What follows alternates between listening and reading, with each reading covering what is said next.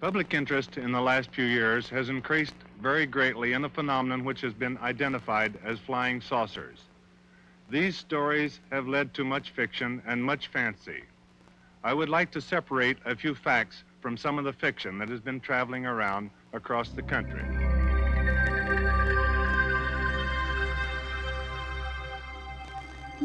In July 1947, something extraordinary crashed into the New Mexico desert. The Air Force contends that it was simply a weather balloon. However, scores of witnesses to the event insist it was spacecraft piloted by alien beings.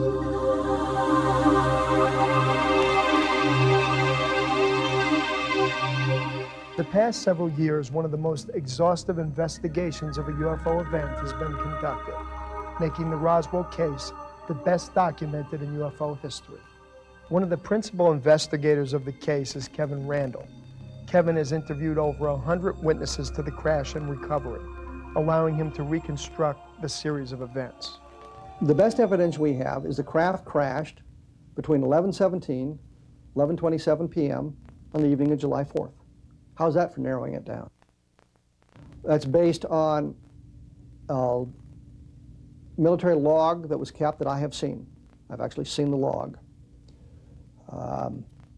Military moved in the next morning. Frank Kaufman talks about getting there while it's still dark. Other evidence suggests they got there after first light. I don't know. The craft was impacted in the ground. They were on the site on July 5th. Military cordon went up around that site, which is close to Highway 285 in Roswell, on July 5th. They had the bodies out of there by mid-morning, the craft out of there by the evening. They brought in experts in camouflage to disguise the area, rake it and change it so it would look like nothing had happened and disguise some of what had happened. July 6th, Mac Brazel comes into town with a box of metallic debris, part of the same thing. And the story slips back into the original telling of it. July 8th, Jesse Marcel is sent to Fort Worth with some of the debris for General Ramey to look at. The newspaper accounts come out on July 8th about the crash already being recovered up on the Brazel Ranch. Another military cordon around that area. They clean up the debris site within a couple of days. Get out of that area by the 10th or 11th or 12th of July, and we're not sure of the exact timing because Bill Brazel, the son of the man, realized his dad needed help, came back to the ranch. By the time he got to the ranch, the following weekend, there was no sign of the military there. So what we have is an event that takes place on the evening of July 4th. Military recovers the craft and bodies on the 5th. Brazel talks about the debris field on the 6th. Marcel and Cavett go out on the 7th, come back to the base late on the evening of the 7th. The military cordon goes up around the debris field. It's cleaned up on the 8th. The newspaper articles come out on the 8th. Marcel goes to Fort Worth. By the 9th, the military is saying it was not a flying saucer, it was a weather balloon. That, in a nutshell, is the story as we believe it happened.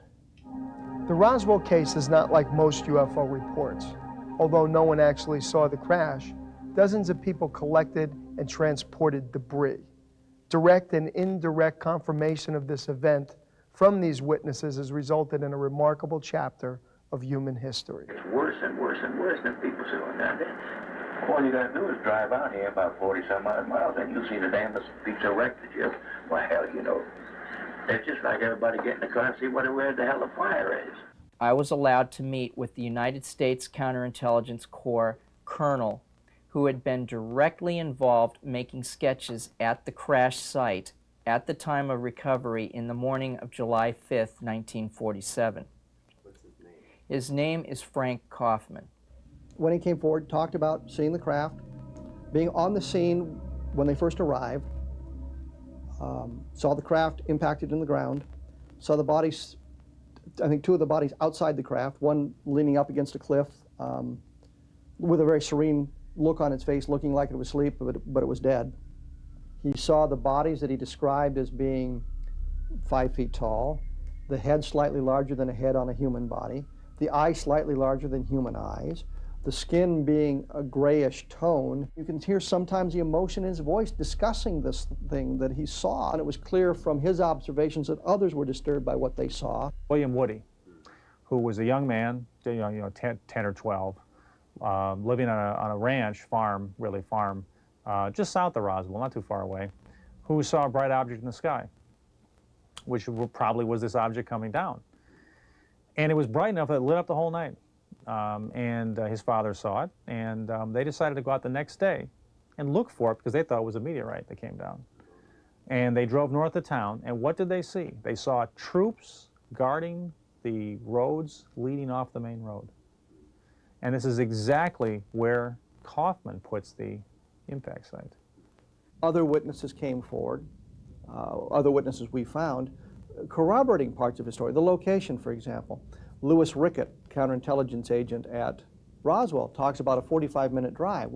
I remember it took us about 45 minutes. I said, I said, how far are we going out here? He said, well, just over this line right here. He said, it's something I want to describe it to you, just want you to see it. Then he said, we're talking about it. He went to the site with Cabot, in fact, and if this was a mogul balloon, what Cabot told him, he wouldn't have told him, because mogul balloons were not that secret back then. Not to intelligence officers, they weren't. Cabot didn't say, oh, this was a mogul balloon. What he said to Rickett was, after they left the site, now remember, you've never been here today. Neither have I. We've never seen this. When we began our research, we tried to look at alternative explanations. Was it a V-2 rocket? We were able to gather all the documentation for that. There are no launches missing that would account for the Brazel debris nor the impact site. Experimental aircraft, aircraft accidents, balloon tests. We looked at all of this. There was nothing there. There was a very careful introduction made to a witness who was an air intelligence officer at Wright-Patterson Air Force Base in 1952. This air intelligence officer had a background in cryptography and in admin, and his job was to generate and disperse documents in regards to the final stages of the reverse engineering studies that had been attempted on the vehicle in the underground nuclear bomb storage pit that is in reality the source of the original Hangar 18 legend. That nuclear bomb storage pit was completely enclosed, and it is where this small, very small vehicle was stored. This witness was able, for a 3-month period in his life, to crawl through the interior of the wreckage, to walk around the wreckage, to examine it in detail. What was found in the desert in 1947 looked like modern-day wave rider designs that are on the drawing boards at Boeing and at Rockwell. This was in a time when nobody had ever even theorized a shockwave rider or a shockwave surfer at high speeds, high altitudes. This thing looked like a Stingray, and it had perfect blend between its crew cabin in its little fat fuselage and its, shall we say, rounded delta wing configuration. It was all one piece. There were no seams in the skin.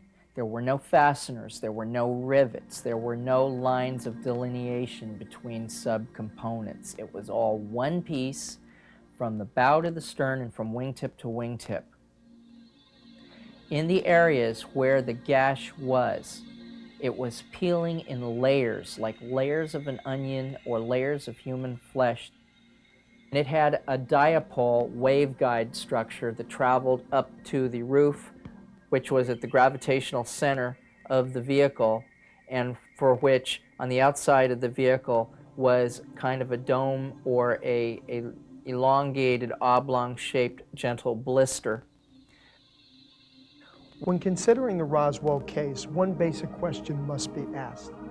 If nothing out of the ordinary happened at Roswell, why the extraordinary efforts to conceal it? Why do people still fear for their lives, still afraid to talk after 50 years of silence? If this happened, the sheriff was involved, and he seems to have been involved, because of course, after all, Brazel brought the material to the sheriff's office, so of course he was involved. And after the event, of course, the sheriff, and his wife, whose name was Big Mama, did talk to their daughters and later their granddaughters about what happened. They didn't say too much, but they did indicate that they were told to keep it secret by the government, and that it was a big deal, and that there were bodies involved and strange debris, you know, just like we hear about, and that it was really a big deal, really secret. She couldn't believe it. There were actually little people.